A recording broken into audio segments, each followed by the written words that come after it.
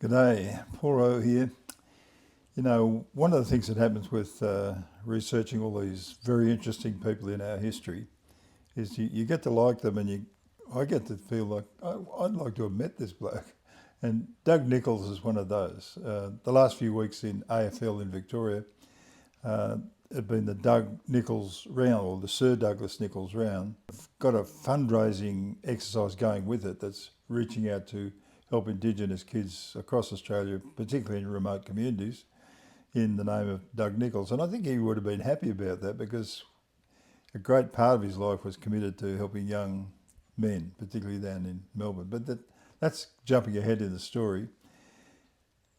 They call him Sir Douglas Nicholls, and so he was. But I find it really curious that he chose to be not Sir Douglas Nicholls, but Pastor Sir Douglas Nicholls.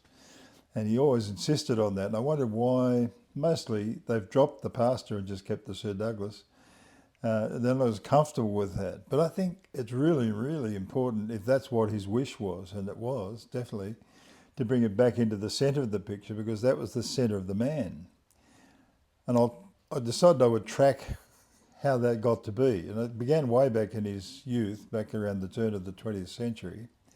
He was living on Cumragunja mission down in Echuca, or near Echuca, and it was begun by a very brave Christian couple, Daniel and Janet Matthews, who were a very, very committed couple, committed particularly to the Aboriginal people, used their own money and resources to set up a safe zone there called Maloga Mission initially, and then became Cumragunja.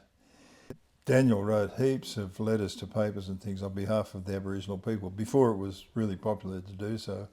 So he was nurtured in a community that was very strongly Christian, and particularly in the home of Thomas Shadrach James, who was a Mauritian Indian teacher who was there for about 40 years. And he poured his life into these young people, wanting not only just to teach them, English and all those kind of things, but also a Christian faith, an active Christian faith. He was a preacher himself. And his daughter said how to lead and write, and you can read that in an article I've written elsewhere. So that was the sort of the nurturing place for young Doug up till he was about 14. He moved away for work and travelled around looking for work. He was a very, very good athlete, and it wasn't long before he was being pursued for running, boxing, and eventually for football. And he proved to be pretty good at most of them. And that was where he sort of made his name. His reputation was built around his athletic ability. He was only short, but he was very quick. Well, he got to a point, I guess he drifted away from the Christian atmosphere he grew up in. But his mum, who I think was a Christian as well, she met him down in Melbourne, Northcote, and took him along to the Church of Christ there. And he met a young preacher there called Dick Saunders. Dick showed Doug, you need to make Jesus the centre of your life, which he did. And that proved to be the very core of Doug Nicholls' life for the rest of his life. Well, Dick didn't just sort of convert him, but he also educated him. He helped him to finish his education, and he tutored him in communication, in public speaking. And so Doug became a very, very gifted and popular public speaker, both on civil rights issues and as a Christian. Now, it wasn't long before another large figure stepped into his life in the shape of William Cooper, rapidly becoming the figurehead for the civil rights movement in Australia.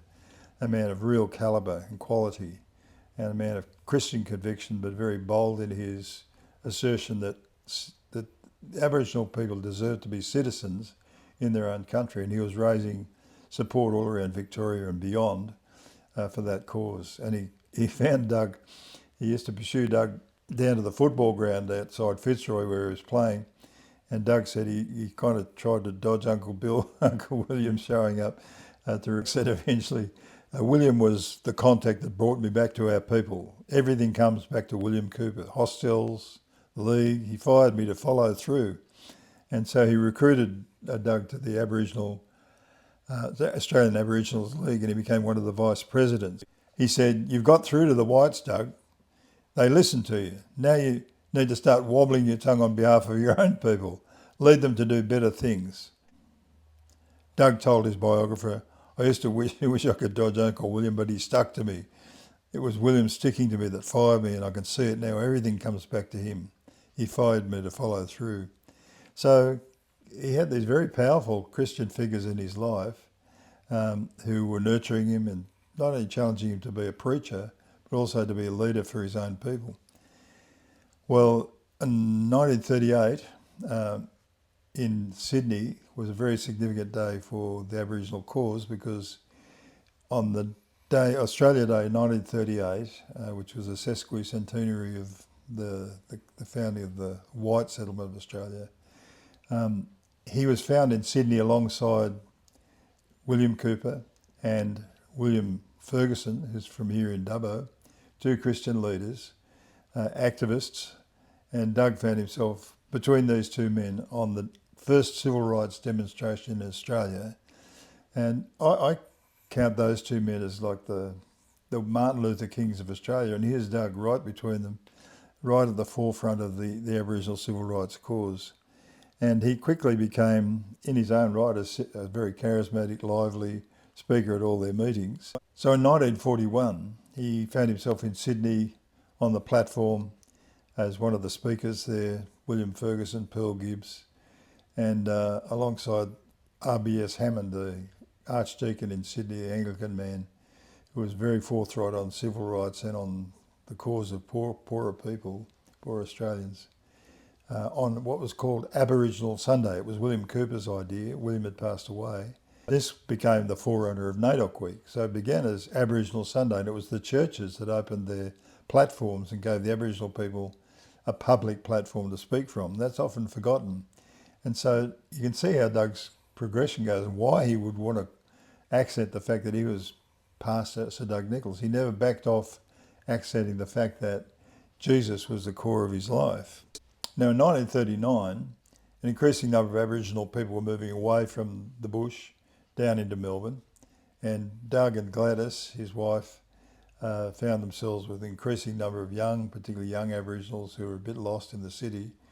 And so they began to do things for them through the church, and they asked the Church of Christ if they could use their facility, and they said yep, and they even made him a pastor. That's where he got the title pastor. And for the next 27 years, that's what he was, the pastor there at Northcote. That church became not just a place of worship and Bible study and teaching, he did that, but it also became a hub for civil rights action. And that's an interesting mix, isn't it, that both were equally important to Doug, and so he led Bible classes, but it became a hub for activism as well. He was working on combating Aboriginal homelessness in Melbourne, and eventually he and his wife set up hostels for boys and girls, and they ran those for quite a long time down there in Melbourne. Gladys was teaching Sunday schools. She was running op shops to raise money for Aboriginal people. So this couple became a focus for, particularly in Melbourne, for the Aboriginal people and for the Aboriginal cause. And Doug was increasingly a voice for them on their behalf. Doug, as an activist, always accented the fact we need to be accepting of one another and we need to be reconciled. He preached a sermon where he said, we're all one blood. And he asked the white people, is there a reason why we shouldn't march beside you?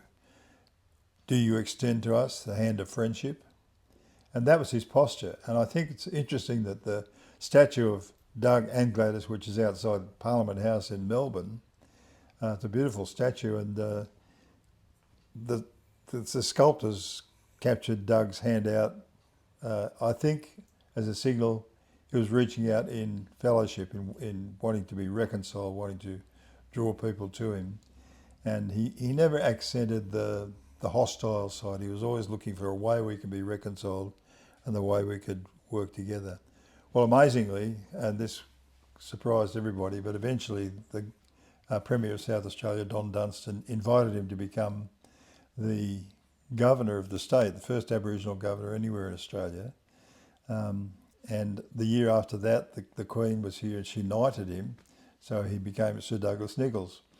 But Doug always said, yep, that's okay. And I think he had a little statement where he said, well, Jesus made me a great footballer, and now Jesus is going to take me to Buckingham Palace. So he was a bit of a character. He got an MBE, and I think his way of expressing MBE, not member of the British Empire, was more black than ever. And he was a pretty uncomplicated guy, very plain and very obvious in his faith, but very, very forthright as a Christian. I've stood at Doug and Gladys Nicholls' grave at Cummerguncha in the graveyard there. It's a beautiful place, and I felt very honoured to be there. Went to the little schoolhouse where they were taught, and where Thomas Shadrach James raised all these Aboriginal leaders. And on his grave, on he and Gladys's grave, it just says simply, "We pressed toward the mark for the prize of the high calling of God in Jesus Christ." That was his choice to sort of say, that's my title.